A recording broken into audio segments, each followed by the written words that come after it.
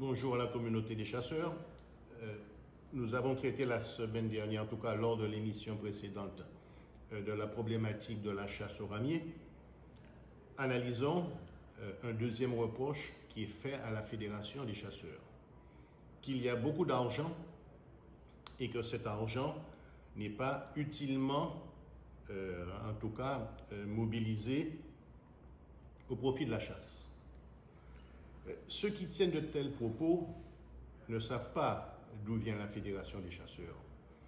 Quand nous sommes arrivés en 2001, la Fédération était dans un état de déficit tel qu'il nous a fallu 4 ans pour pouvoir arriver à l'équilibre financier. Nous sommes en 2005. 5 ans après, en 2010, la Fédération faisait l'acquisition d'un local dont il est propriétaire pour un montant de 350 000 €.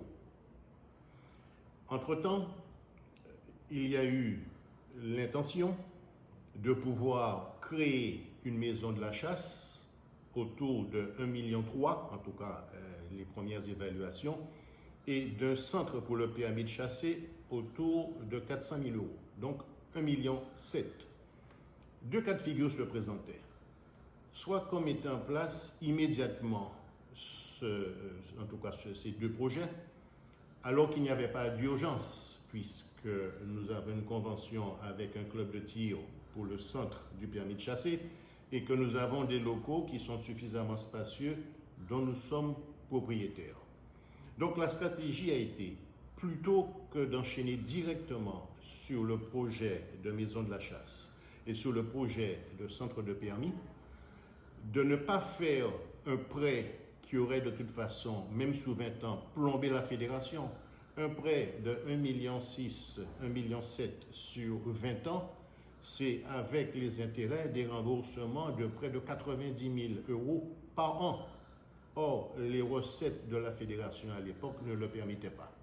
Donc c'est vrai, nous avons fait le choix, compte tenu que nos excédents tournent autour de 100 000 € par an, d'économiser cet argent de manière à pouvoir donner vie à nos deux projets sans qu'il y ait de prêts qui hypothéqueraient de toute façon. Parce qu'imaginez-vous que le nombre de chasseurs diminue, automatiquement la fédération se retrouve déficitaire. Maintenant, comment sommes-nous arrivés à de telles économies? 3 raisons. La première, c'est que j'ai veillé à ce que tous les membres du conseil d'administration soient bénévoles.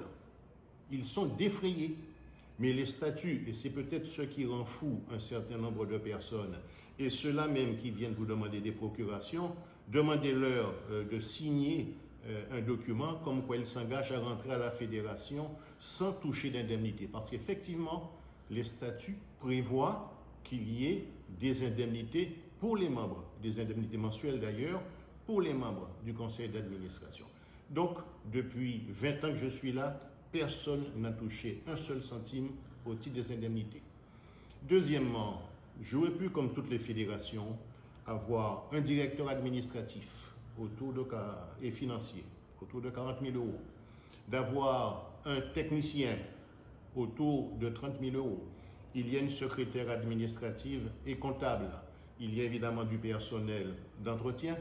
Nous avons refusé aux deux premiers personnels, directeur financier et directeur technique, tout simplement pour nous permettre d'économiser ces 70 000 €.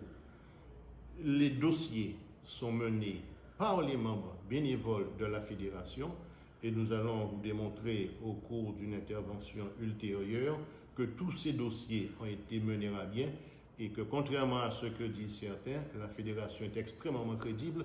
Le préfet a accepté de reprendre un arrêté avec tous les risques qu'il y avait à la demande de la fédération. Nous sommes extrêmement crédibles. Enfin, troisièmement, j'ai toujours veillé à ce que les dépenses de la fédération soient strictement en relation non seulement avec son objet, mais également qu'il soit la plus juste que possible. Vous voyez bien que la fédération est correctement aménagée. Lorsqu'il y a le guichet unique, il y a suffisamment d'appareils. Notre centre de permis est également bien équipé, mais la fédération est contrôlée à la fois par un expert comptable, mais également un commissaire aux comptes. Donc il ne peut y avoir aucune dérive, puisque d'une manière ou d'une autre, ce sera signalé par le commissaire aux comptes qui nous a toujours donné quitus. Donc l'argent qui est à la fédération doit certainement éclater la tête d'un certain nombre de personnes. Et je me répète, demandez-leur, quand ils viennent vers vous, une attestation comme quoi ils accepteront d'exercer leurs responsabilités en tant que bénévoles.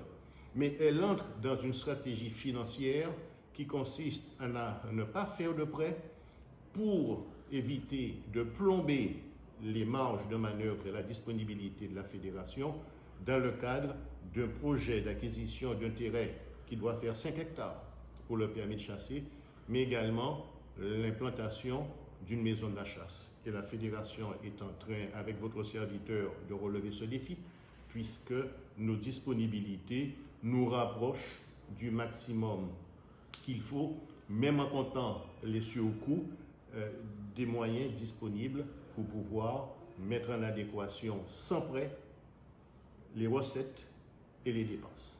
Continuez donc à nous faire confiance en tant que bénévoles. Continuez à nous faire confiance pour gérer l'argent des chasseurs au plus juste des besoins de la fédération. Continuez à faire confiance tout simplement à notre honnêteté et à notre probité.